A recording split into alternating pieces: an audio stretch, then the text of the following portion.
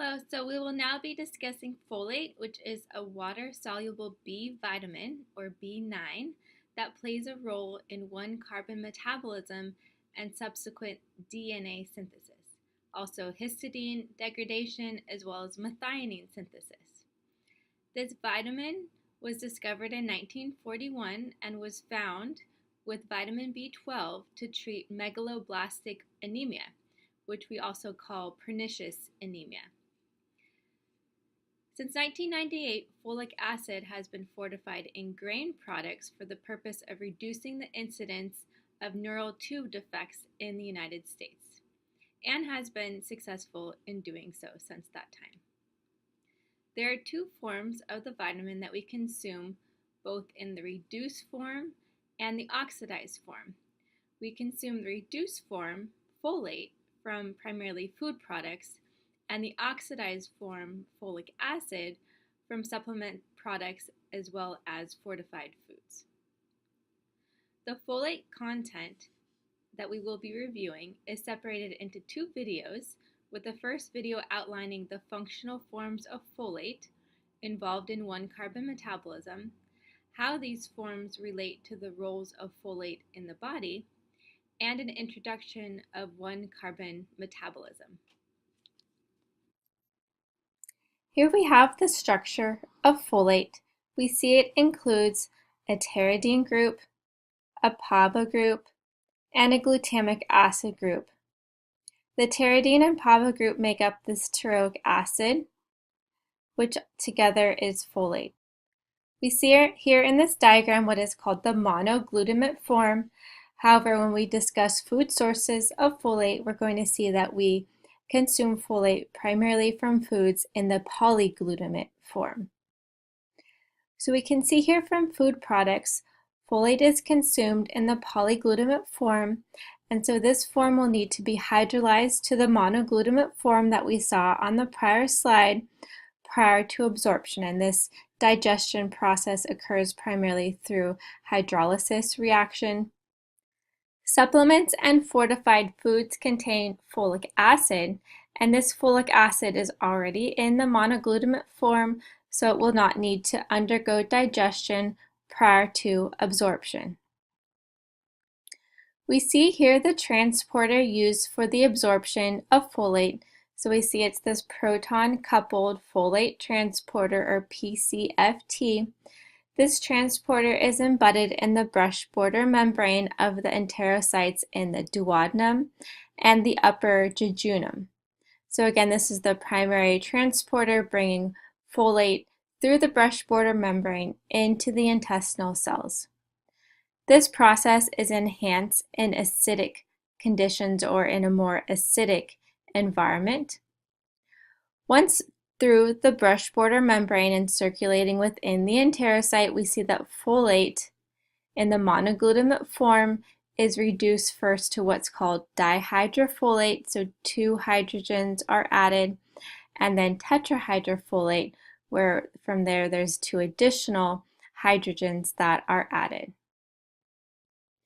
We see in this diagram of many reactions involved in folate metabolism, the first 2 steps in the process, which is the conversion of folate to dihydrofolate and then tetrahydrofolate, we see that the compound used to add the hydrogens and reduce folate to DHF and THF is going to be NADPH.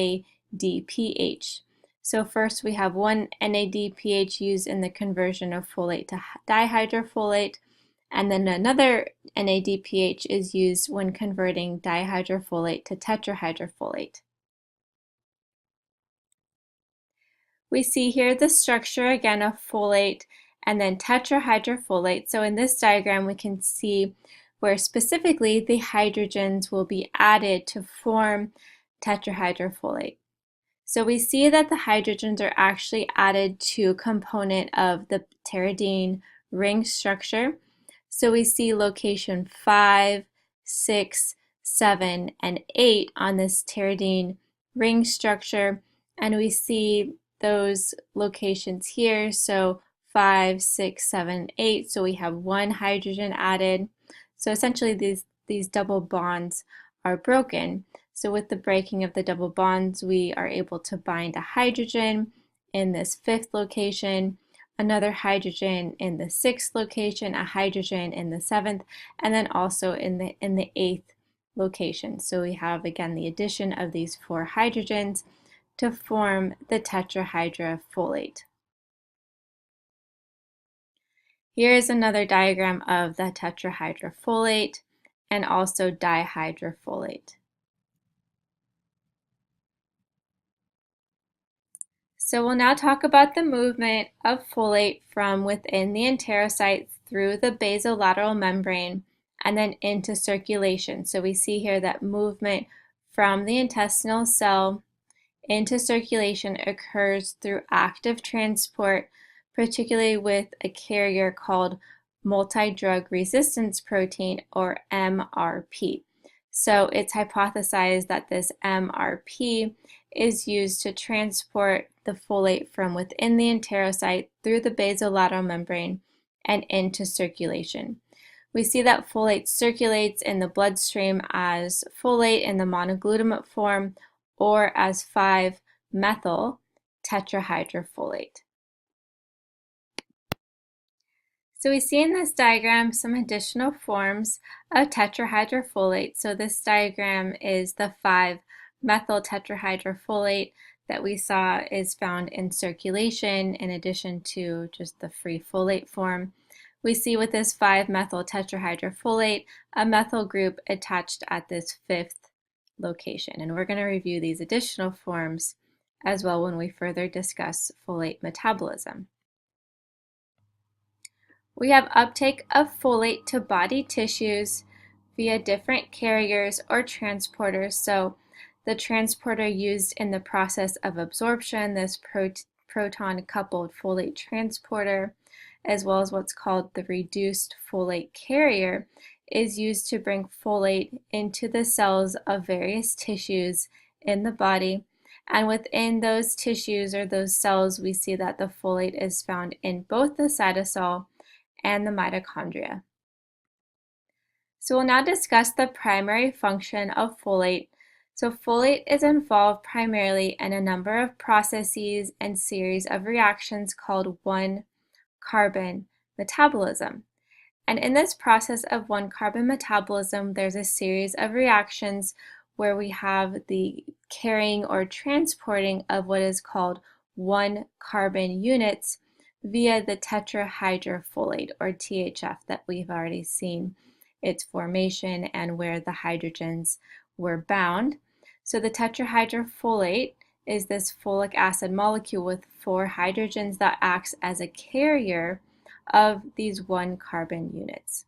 So various 1-carbon units that can be carried or transported by tetrahydrofolate are here. So they are from the most oxidized to the most reduced. There's a number of these 1-carbon units that will be involved in this process of 1-carbon metabolism. So the purpose of these reactions of 1-carbon metabolism are varied.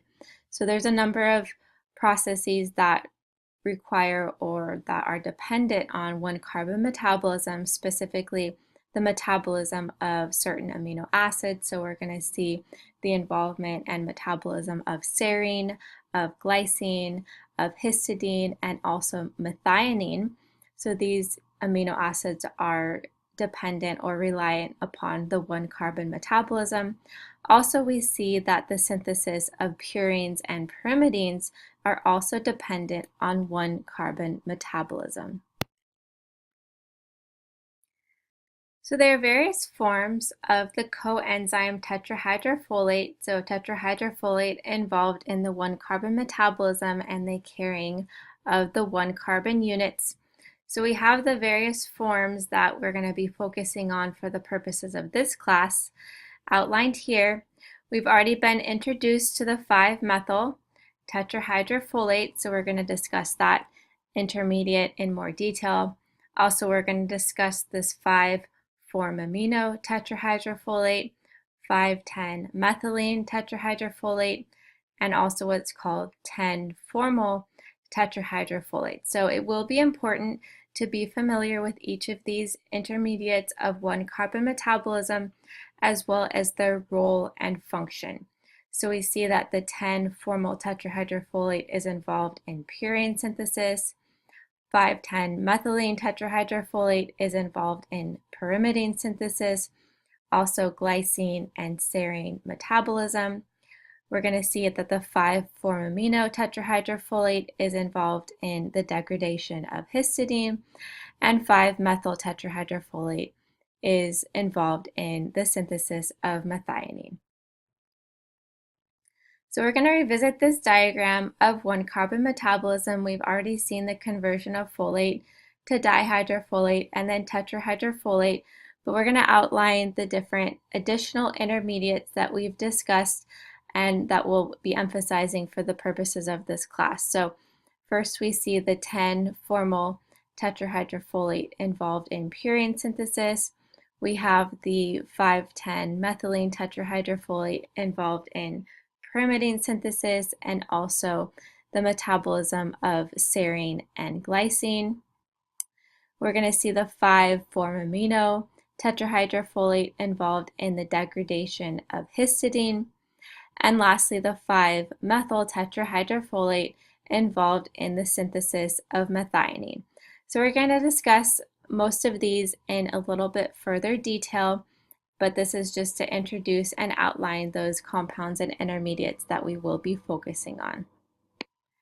It is also important to note that in these processes, we can see that most of these reactions will be reversible, so that one can be converted to the other. You can see that indicated by the 2 directional arrows. However, it will be important to note those where it's going to be irreversible. So we see in the catabolism of histidine, the conversion of tetrahydrofolate to 5,4-amino tetrahydrofolate will be irreversible, as well as here with the 5,10-methylene tetrahydrofolate to 5-methyl tetrahydrofolate, this reaction involving an investment of NADPH and FADH2, this is also irreversible. This is actually also going to be a key reaction in the process of methionine synthesis, and we're going to see this in more detail when we discuss methionine synthesis. However, the enzyme catalyzing this reaction called methylene tetrahydrofolate reductase, that there will be a subpopulation or subportion of the population that actually has a genetic polymorphism called a single nucleotide polymorphism, or SNP, of the gene encoding for the synthesis of this enzyme, methylene tetrahydrofolate reductase. So that will actually reduce the conversion of 5,10-methylene tetrahydrofolate to 5-methyl tetrahydrofolate, and it will reduce this 5-methyl tetrahydrofolate, then eventually affecting the synthesis of methionine. So we're going to discuss that polymorphism and the effect on methionine as well as homocysteine in more detail. So just to review, the 5-methyl, this is irreversible. The conversion of 5-methyl tetrahydrofolate to 5,10-methylene tetrahydrofolate is irreversible, and we have a subpopulation that has this genetic polymorphism affecting this gene coding for the enzyme methylene tetrahydrofolate reductase, and with the inactivity or reduced activity of this enzyme, we have reduced synthesis of methionine and increased levels of homocysteine. So just a little bit more detail on the role of folate in the synthesis of purines and pyrimidines. So we can see that this is going to be particularly relevant for cells with short half-lives, such as enterocytes and red blood cells. So this 1-carbon metabolism is going to affect most notably these cell types. We see that, again, the 5,10-methylene tetrahydrofolate is involved in pyrimidine synthesis. So that's going to be what to focus on in this component of the slide. So just to link this 5,10-methylene tetrahydrofolate with pyrimidine synthesis, a little bit more detail, we see that that intermediate is involved in a reaction that converts this deoxyuridine monophosphate to thymidylate and dihydrofolate, and that DTMP is needed for DNA synthesis. With inadequate folate, we have this misincorporation of uracil specifically in DNA, which leads to DNA strand breakage. We want to link again the 10-formyl tetrahydrofolate with purine synthesis, and so that's going to be a key compound in this process as well. We can see this 5,10 methylene tetrahydrofolate more specifically as it is involved in pyrimidine synthesis. We see this reaction and involvement with this DUMP to produce this DTMP and then dihydrofolate. The DTMP then is converted to the DTTP, which is involved in and required for DNA synthesis.